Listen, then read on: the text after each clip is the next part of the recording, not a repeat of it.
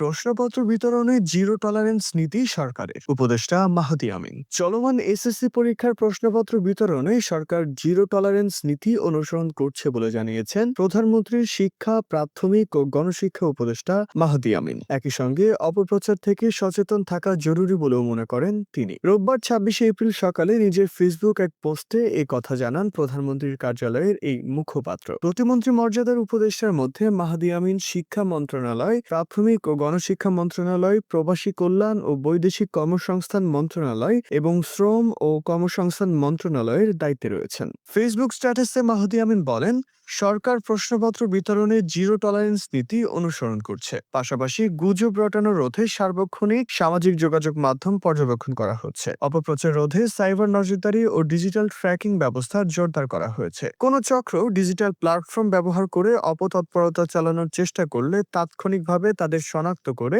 আইনের আওতায় আনা হবে ইনশাআল্লাহ। শিক্ষার্থীদের উচিত ফলাফলের আশায় এসব অসৎ কৌশলে জড়িয়ে না পড়া, কারণ গণমানুষের সরকার আনন্দময় শিক্ষার যে সংস্কৃতি গড়ে তুলছে তা এই ধরনের প্রতারণামূলক মানসিকতার সম্পূর্ণ পরিপন্থী। ইতিমধ্যে প্রতারক চক্রের ৪ সদস্যকে গ্রেপ্তার করা হয়েছে উল্লেখ করে প্রধানমন্ত্রীর এই উপদেষ্টা বলেন, প্রশ্নপত্র দেওয়ার নামে ভুয়া প্রশ্নপত্র সাজিয়ে এসএসসি পরীক্ষার্থীদের থেকে অর্থ হাতিয়ে নেওয়ার কারণে প্রতারক চক্রের ৪ সদস্যকে কয়েকদিনে গ্রেফতার করেছে counter terrorism and transnational crime সিডিটিসি।